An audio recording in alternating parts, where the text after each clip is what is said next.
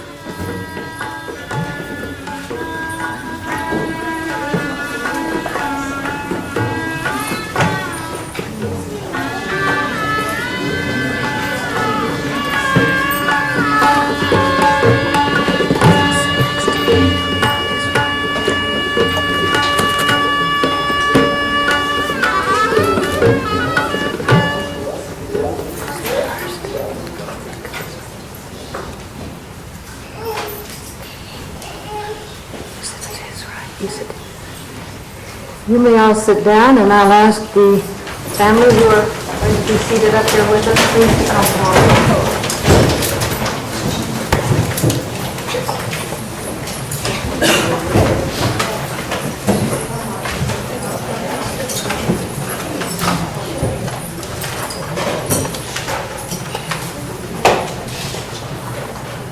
Pranam to you all. The greeting Pranam is very simple with this gesture, and it sets the tone for all of us on the meaning of what will be happening here today.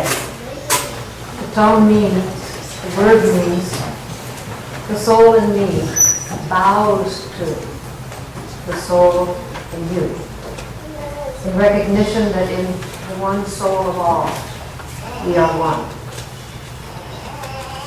Today, you've come from many parts, and today is a kind of fulfillment to me. First, of course, in my respect and prayers and love for this wonderful young couple, because they are my first responsibility today. But also for their parents, because they both have such wonderful families. And also, of course, Chiki and Lynn were married by me, how many years ago? One of you should know. 29 years ago. But they're not the only generation. There are others in this chapel whom I married as early as 76. Yes. So it is a kind of fulfillment to me, and the passage of time, and can you imagine how I must feel seeing this next generation come along too. And I want to ask you to remember something about your presence today. You are not here to witness Indian traditional ceremony, or just to hear the vows, sacred though they are, of this couple. But each of you has been invited because individually and with great thought and care, your presence means something to them. And your presence is a prayer and a blessing on their behalf. It fills them with joy. It gives them inspiration. It points them and guides them in the direction which they see from you in your life. So all these families, and you are all my family, and I'm here with the same purpose that you are. So, as I always say to them and to any couple, as ministers or priests or pundits or whoever, what you may be called, we don't marry. We merely help to allow you to consecrate and take the vows for that most important step of your life. And the little children need to add their voices too. And their parents can always just take them out of the temple. But no, we're here for this. You're going to celebrate and have wonderful prasad, which is a food sanctified by a holy occasion. and the family are here to offer that to you after the ceremony too. But let's put our hearts and our highest aspirations for divinity of life on behalf of this young couple today. I have had a chance to talk to them. I know their goals and their aspirations. I look upon them with great fondness. And I have to say, with due respect to you gentlemen who were married in here many years ago, I don't know of any more handsome groom than this one. And oftentimes we look at the bride coming down the aisle and it takes our breath away. But I have to tell you, that's why I came down on his arm, not his arm. I said, "You're mine." It might surprise some of you to see in the Hindu temple a cross. And before I sit down and we start the ceremony, I want to explain that, because it's in the spirit of keeping of everything that you will see happen today. Nothing is going to seem foreign to you, whatever your religious background. Nothing is going to seem remote to your own day-to-day experience. But two things that are very beautiful is the universality of the meaning, because every wedding from every culture has the same purpose, and that is our purpose, which will be fulfilled by this couple and us today. And the second thing is then seeing this cross here to realize that it is a completely impersonal and universal symbol. And as such, it is not a symbol of suffering, but it is a symbol of spiritual ascension. It has been used in Africa, in Asia, in Europe, in the Middle East, virtually all over the world, by the three attributes that it conveys. The first being the center of that cross, the one. Before any projection into the whole universe of life, there is one divine being. By whatever name you call it, there is one truth. There is one source of life. There is one existence. There is one light. Second being the extension of that into four corners, those radii going. In four directions we see it. If those lines can be projected into the infinite, they would meet. Because all lines meet in the infinite, don't they? You know that from geometry or mathematics or whatever. So the cross is really a symbol of the source, the projection throughout the whole universe of life, and a hypothetical completion in a circle. But we don't join those lines. We bend them sometime to show that they extend forever, but they're not joined because that would be to delimit or confine and say that divinity is within this but not without. So an ancient Hindu cross, this what has been misused later, called the swastika, but it is really, as originally used, a very auspicious symbol. You'll see it in India, and it means the one, existence everywhere, and the completion in perfection.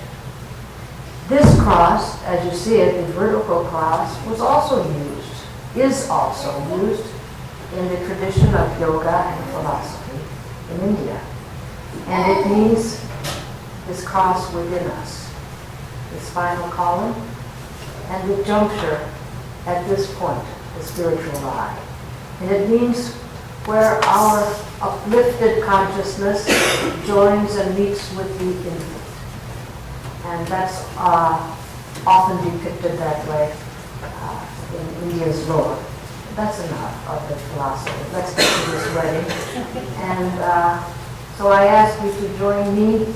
I will very minimally teensy-weensy bring a little bit of the traditional Sanskrit phrases, but I will explain every one. And they are also going to bring some of these words.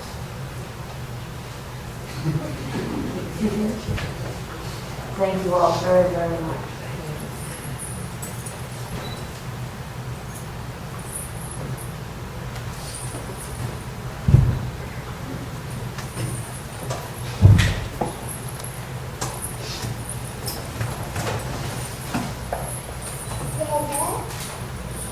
cute. You don't have to be perfectly quiet.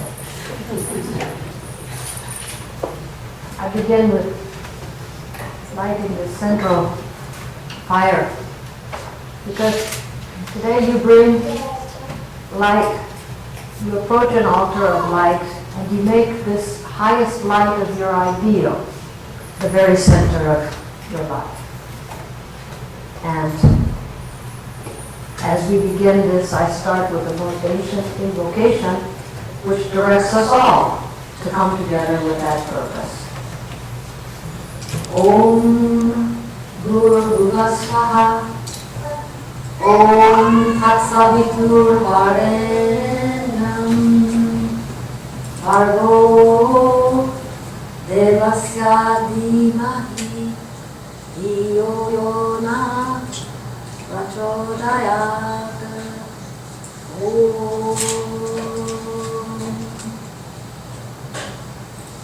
It means, let us meditate on the glory of that effulgent reality from whom this whole universe is projected. May that enlighten our minds. You two are sitting within a canopy of God's cosmic space. You had 4 beautiful pillars and posts marking the 4 corners of the universe. They're really designating that your souls come together at this divine moment under the canopy of God's cosmic space. And we honor that you have come to be joined at this divine moment. When I think of a couple being married, I prepare for this wedding. I have my own ritual at home, purification, prayer, preparation. And I approach this wedding of each of your wedding together, as though not only it was my first wedding that I ever consecrated with a man and a woman, but as though you were the first couple on earth. The first marriage, and that's the way people feel. In the marriage of Rama and Sita, even deities are there. And you will do some of those things today, which have been done for thousands and thousands of years, and have been done all over the world. But the beautiful thing about the Indian ceremony is that we have the participation of the bride and groom, not just someone reading verses for you to repeat. So you have come so beautifully today. We honor that reverence with which you come to this altar. And I start by saying that each of you recognize as you come together for a married life is something beyond what you have known as a married. And it's beyond the sum of the parts, as they say. It's not just that you come and now you are 2 instead of being single. But each of you comes with a past, and we honor that past. It's not tabula rasa, that you start with a clean slate. You start with those beautiful aspects of your personality, of your character, those treasures which you have brought into life already, the gift from the upbringing of your parents. And what you offer to each other, you're going to take on. And they become part of yourself. And I asked the bride and groom to stand with me for a moment in doing this. And I'm going to be very careful with these garments. I've been instructed to be careful. Okay. Keith, you offer this to your bride. And she will take on these attributes of yourself as part of herself. Face her and repeat after me. I offer you this garment, a symbol of all the beauties, the joys, the treasures of my heart and soul.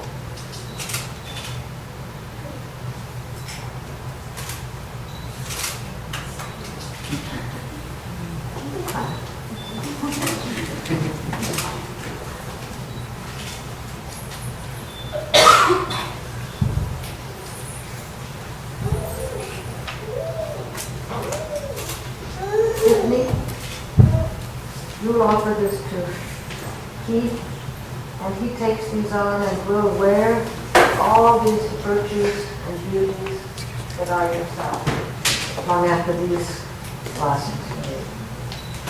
Repeat after me.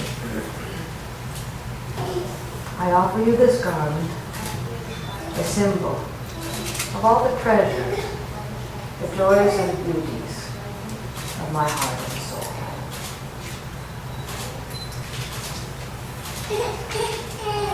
So beautiful. You know, it's really true. When we look into your eyes now, Keith, we don't see just Keith. We see shining there also the presence and the love of your bride.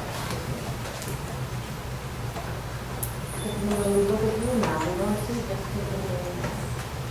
We look at you and we also know that Keith is there, behind the light that glistens in your eyes. There is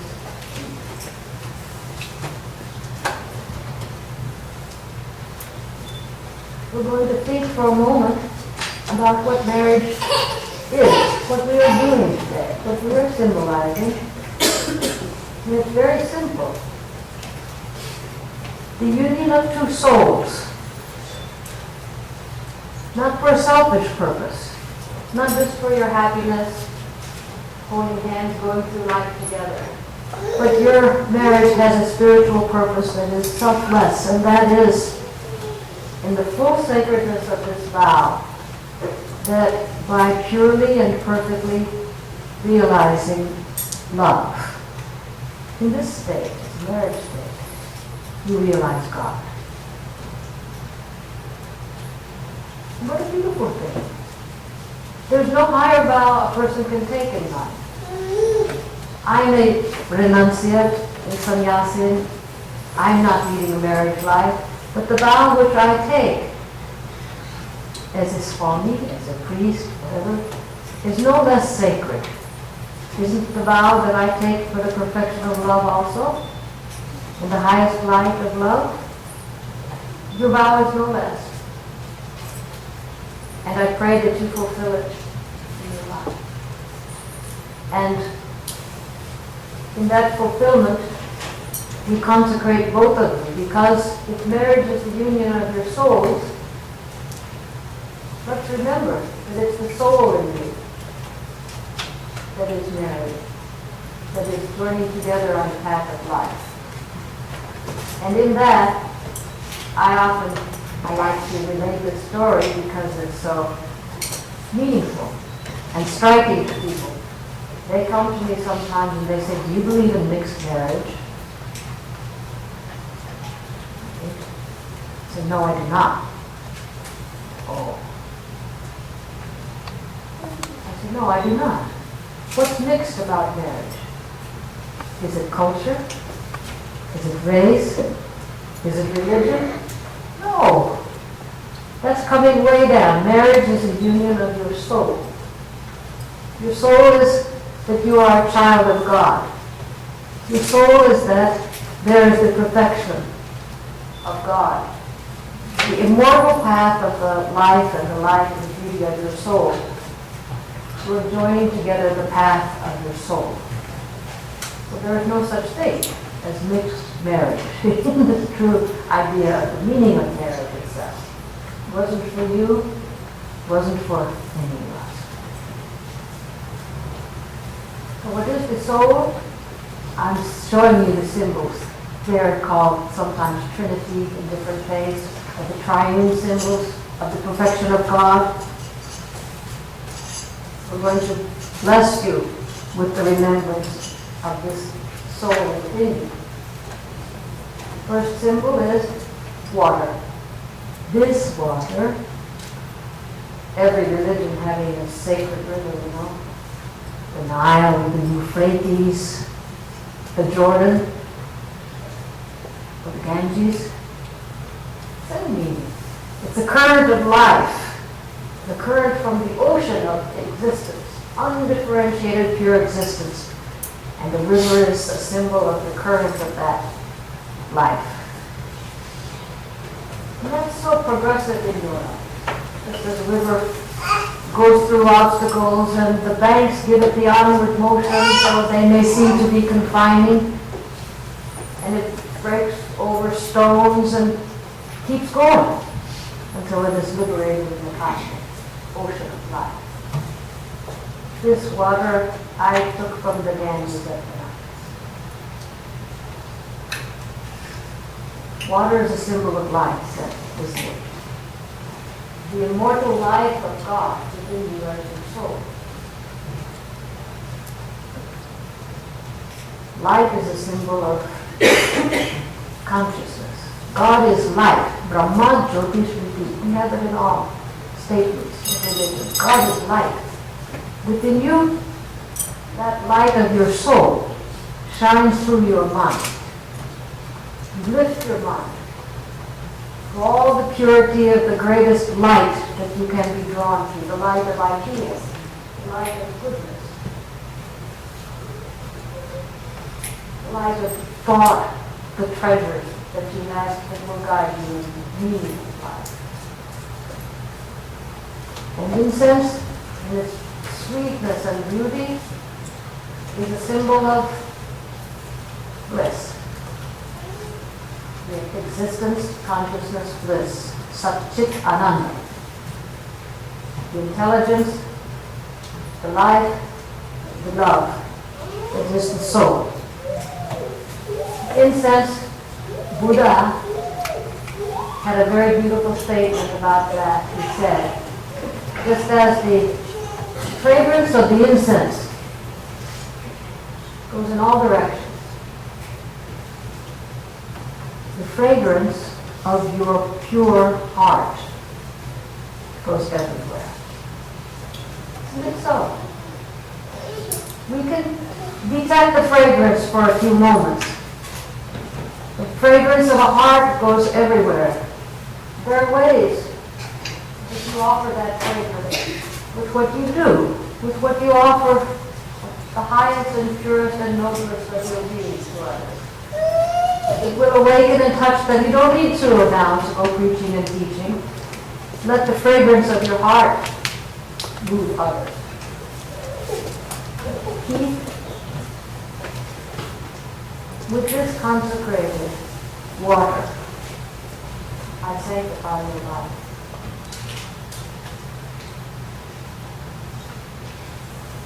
With this fragrant incense, I purify your heart.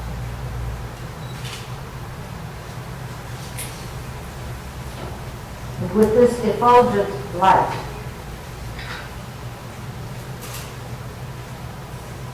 I illumine.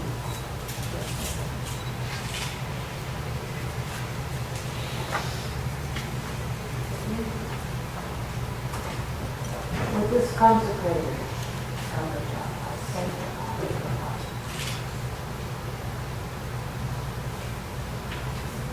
With this fragrant incense, I purify your heart. And with this effulgent light, I illumine your soul.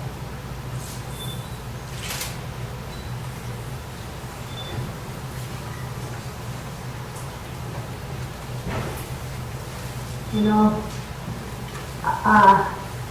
you brought the fruit offering. Just I'll mention a few of these things because the altar is so beautiful. You'll come and see it after the ceremony.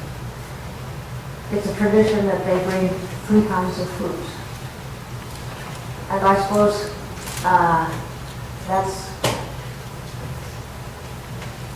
fruits as being all that is fresh, that which matures beautifully, the fruit from the tree of life. It represents the unfolded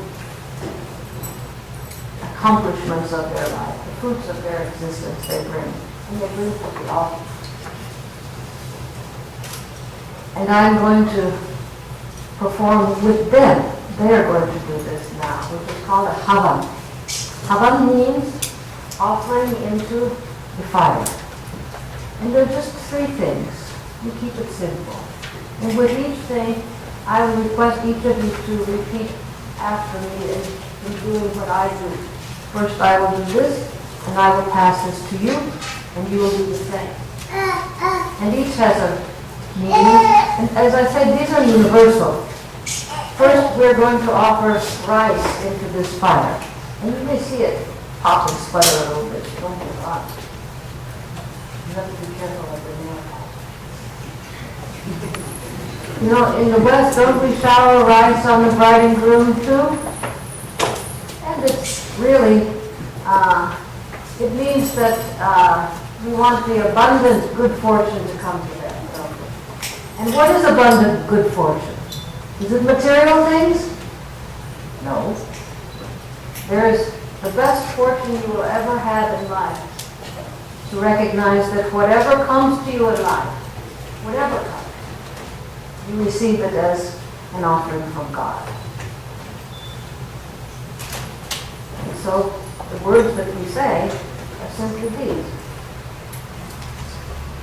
If you recognize the presence of God, the offering of God, the gift of God. Om Devaya Swaha. Swaha means so be it. Okay? I'll say this 3 times. And you say it, and when you offer it into there, do so with your highest mind and soul.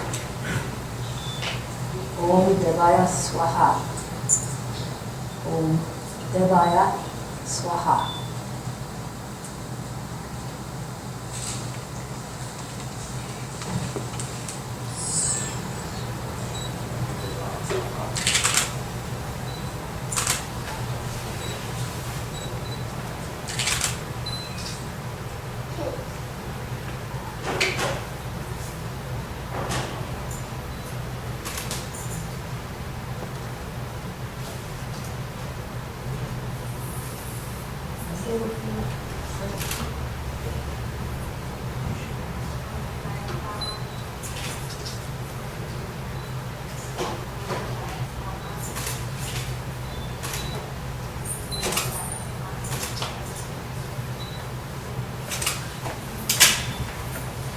The second vessel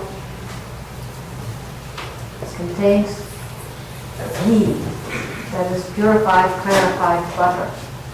And if this represents all that we gather from the material realm of life, ghee represents the light of the mind. Mind that you bring noble thoughts. Let noble thoughts come to you from all directions. And that you lift your mind, and through your mind bring that purity, that will build and construct the life that you lead. Again, referring to Buddha, mind is the precursor of all actions. Whatever we do originates in our mind. The universe itself is the expression of the mind of the Creator, isn't it? So, let noble thoughts come to you, and let you lift your mind to bring, as well as draw, all the highest and noblest in life. So this is Om Brahma Swaha. Om Vishnu Swaha. Om Shiva Swaha.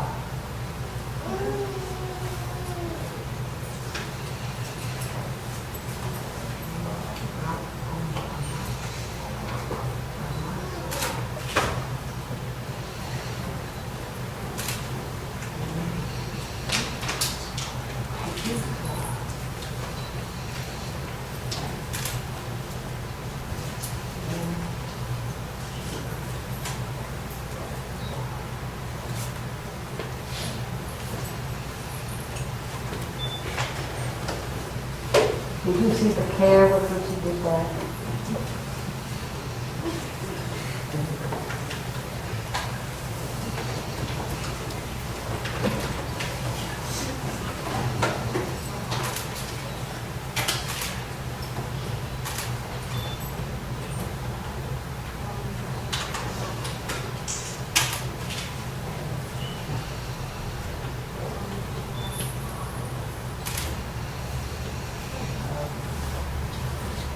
And the third part of this Havan, in this vessel there are seeds and herbs and seeds, all sizes, and herbs, all kinds, all with a fragrance and a beautiful thing. And this represents the most beautiful part of life. The beauties and the joy, the peace, the unfoldment. The samadhi is all that is sweet and joyous and beautiful. And in this, all you're going to say is Om Shanti Shanti Shanti. Because you're saying, may absolute peace and bliss pervade the whole universe. And if that's going to happen, where does it start? Within yourself. May absolute peace pervade the whole universe of life. And the prayer must come from within yourself first. Om Shanti Shanti Shanti. Hari Om Shanti.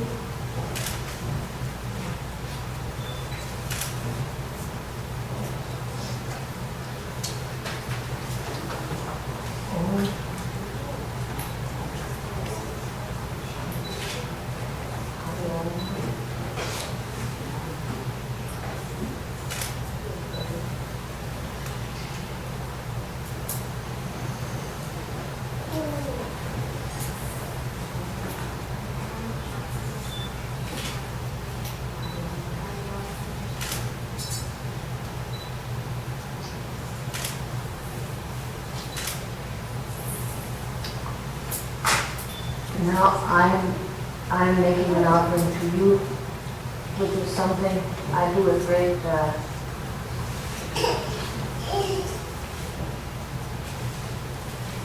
love, with great love. This book is the book that Henry David Thoreau, the great American naturalist and philosopher as well, took with him when he went to Walden Pond. It is also the most popular scripture of Indian religious tradition. It is called the Bhagavad Gita. It means it's the most beautiful and perfect God's song. A song celestial. And in this chapter, which I will read from, which will remind us very much of Paul's letter to the Corinthians, it describes the heart of one who loves perfectly. That would be the heart of the perfect saint, wouldn't it? But you'll listen to this and you'll say, wow, that's difficult. Because it's also synonymous with being the heart of one of perfect wisdom. And it's God, as if God is addressing the one who loves him, his perfect disciple. And he's saying, here, these are the qualities that make you dear to me. But I'm going to simply read this and say to you too, such a person is dear. Because these qualities which make us dear to God are what make you dear to one another. Remember, marriage is the union of your soul for the perfection of your love.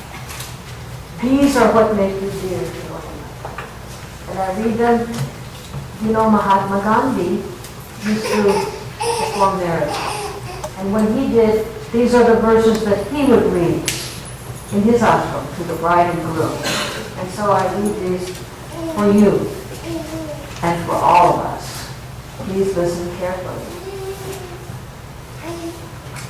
One who is completely free from ill will and is friendly and compassionate towards all, who has overcome attachment and egotism, who is self-composed in pain and pleasure and forgiving,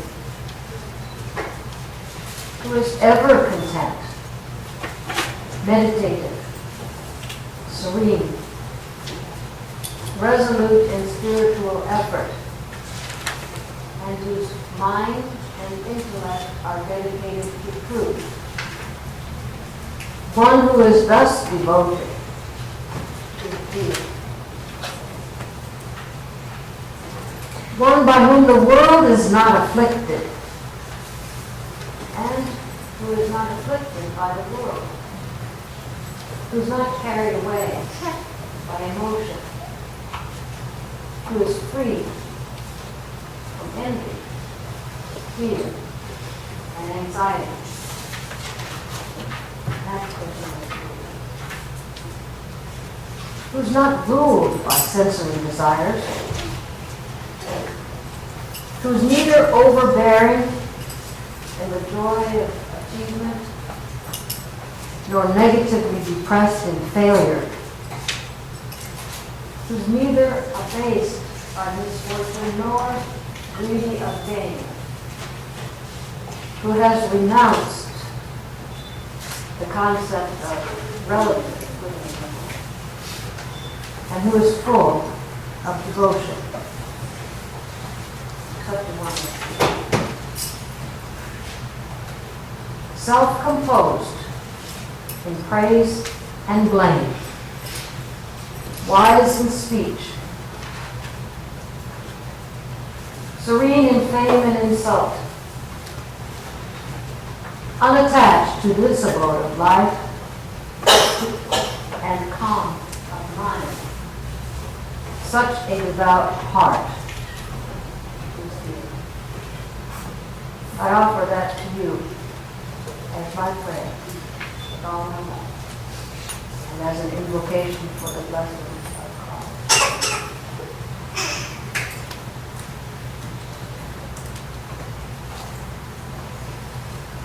Now, in a moment, I'll ask them to stand, and I want Sanjeev and who's Anut. There you are. I knew you. Please come forward and help me. And you can stand.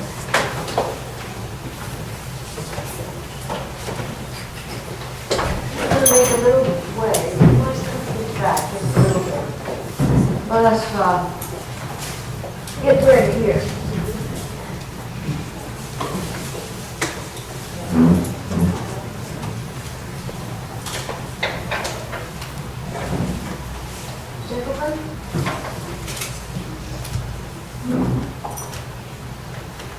Please come stand with me for just a couple moments. You know, this is the most important time of the ceremony.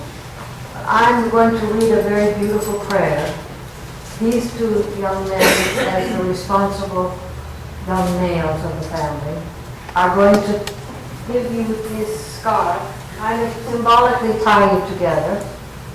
And, you know, I think this is a very beautiful thing, Keith, because instead of asking who giveth this woman to be married to this man and that type of thing, which I never object to, by the way. I insist on it in some manner, because it gives the bride's family an opportunity to express their faith in this union, their faith in this young man, and give their blessings.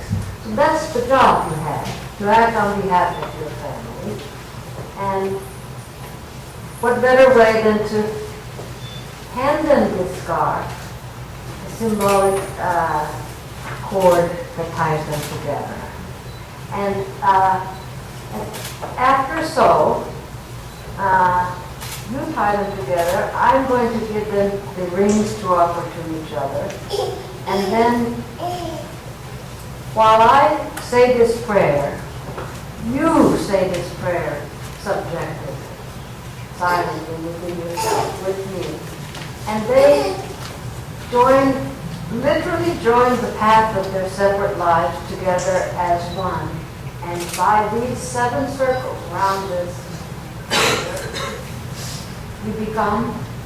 you've joined together your souls on the path of the eternal law. Isn't that a beautiful meaning? The law, the path of law, the path of the soul on God's eternal path.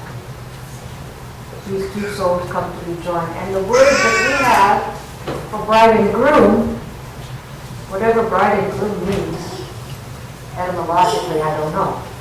But in the Sanskrit words, they are Saha Dharmini. And these words mean, Saha means co, together, and Dharmik and Dharmini are the masculine and feminine meaning, the path of the eternal law. One on the path of the eternal law. So literally by the meaning,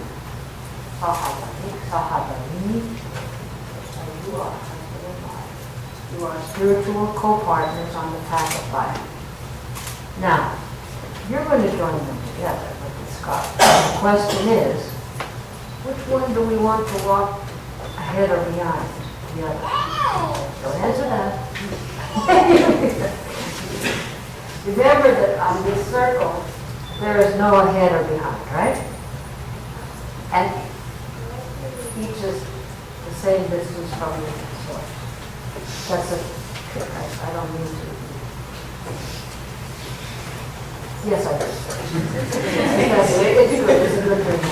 So, and I also say, in this temple, you walk side by side. You don't have to. This is hard. Okay? And, gentlemen, please tie them together. This far. Mother, do you want them to be actually tied, or do you want them to just hold it in their hand? Robin, is that okay with you too? Okay. I have to get myself clear with these parents. I never want to do anything with the parents. Okay. Careful with the parents. Doesn't matter. Doesn't matter. Just be careful with the thing.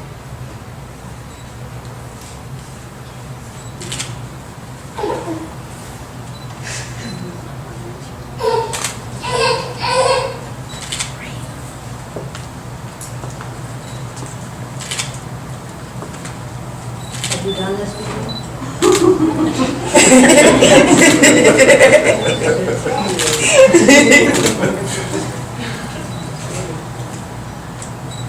And I want you to stand up here with me, because you are the pillars. Stand up here, please. Okay. Now, each time they do a circle around, I will offer a sandalwood chip in the fire, so you know that they have gone 7 times around. And the meanings of the circle, I'm not going to elaborate on, except to say that they're stages of life. For instance, the physical, the mental, the emotional, the spiritual, and they pertain to the magnetic power of drawing noble souls unto you, unto the family, of doing works that by which you progress and unfold on the path of this blessed life. That you receive the guidance from all the higher lights, that you bring the highest light you can through offering of your service and work.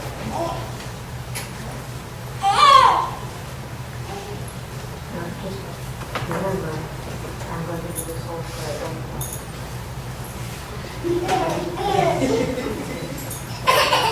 Asato ma satkamaya, Tamaso ma jyotirgamaya, Mritayoma Amritogama. Lead us from the unreal to the real, from darkness to light, and from death to immortality. Bless us that we may realize Thee within us, and realize Thy presence in each and every object and being of the universe. That we may realize Thou art sleeping in minerals, dreaming in plants, awake in animals, and conscious in human souls.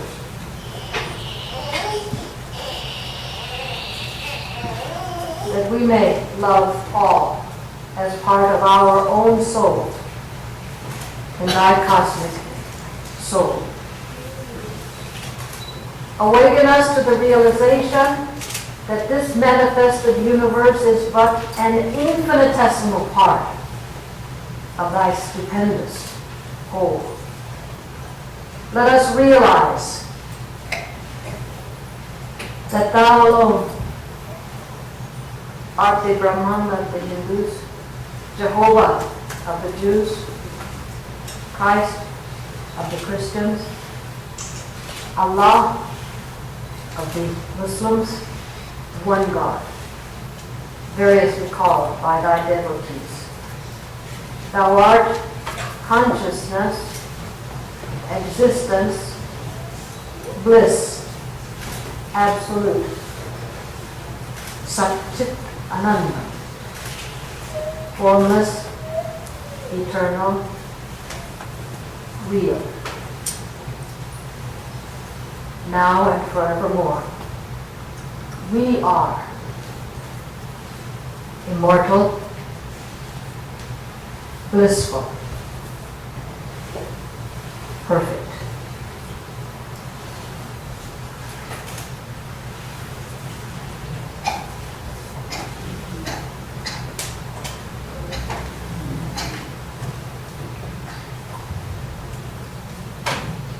To be guided by that light,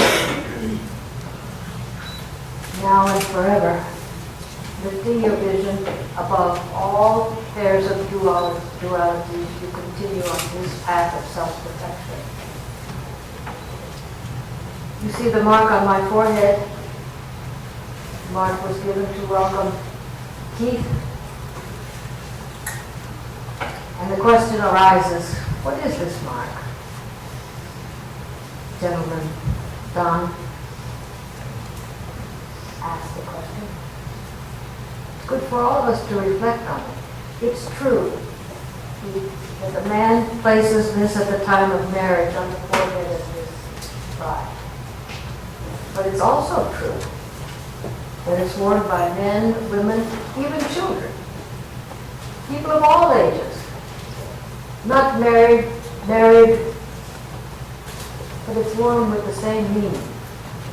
And that is, not by joys and sorrows, pains and pleasure, fortune and misfortune do we want to be guided in life, but to lift the point of our reflection and guidance to that one light of truth. And this is not foreign simple. It is as common as the dollar bill. It may not be too common, but on the back of the dollar bill you see a pyramid. And atop that pyramid you see an eye. And the meaning is the same. Not by dual aspects of life, but by the one truth. All of life is seen then in a balance, and seen in its true beauty of life. And the beauty, though, Keith, in the presenting this, putting this mark on the forehead of your bride at the time of marriage, the beauty goes all the way back, as I referred in the beginning.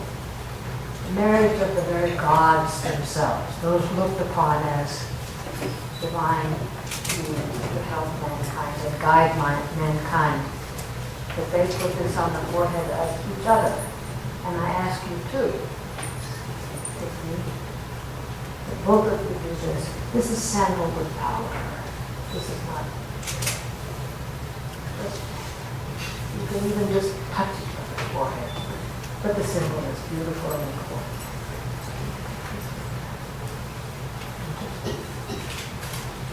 That you vow to be, both of you guided by the highest light of God.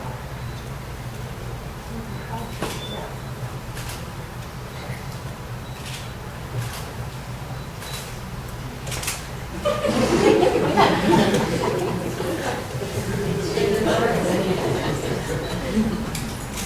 They're so charming. At this point, we're just prolonging this because we want them to be here with us. The ring is a circle symbol of achievement. Achievement. All the guilds and crafts and all. And what a beautiful thing it's given at marriage. The wholeness, the perfection. Huh?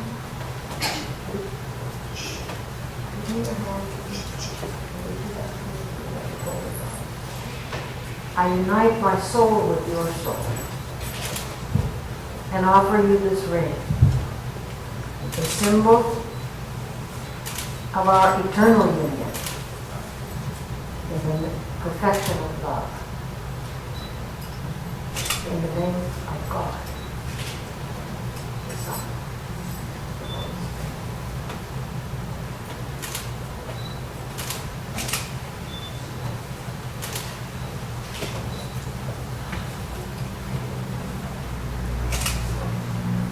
I unite my soul with your soul and offer you this ring, a symbol of our eternal union in the perfection of love. In the name of God, the source, the existence, perfection.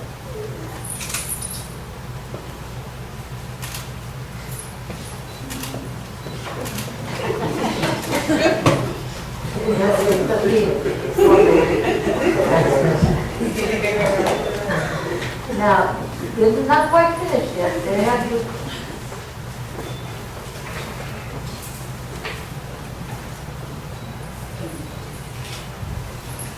Never wait, though. I pronounce that you are. Okay. And now, your first offering is at the altar, as it should be. I recognize this. This is okay. You make your bride the wife, this offering, because your first care in life, your first responsibility, and your first joy is this treasure of your life. This first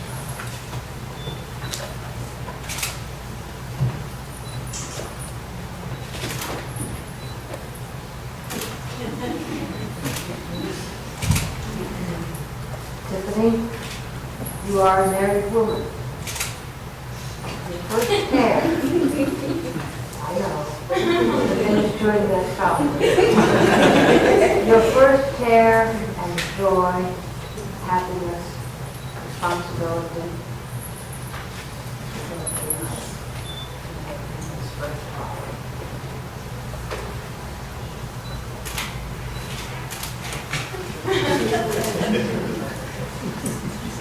And now, we will all say this completes the ceremony, and they have invited you to share the prasad from the ceremony at the outside. And I want to thank you all. God bless you, and God bless the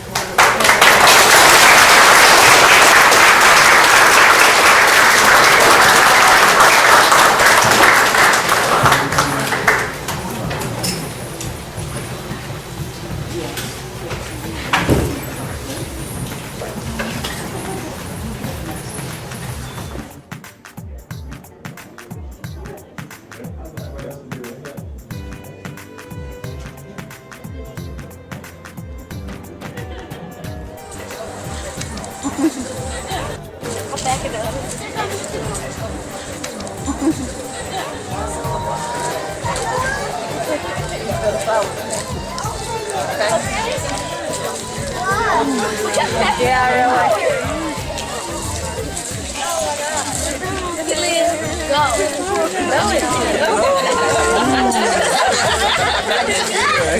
Go.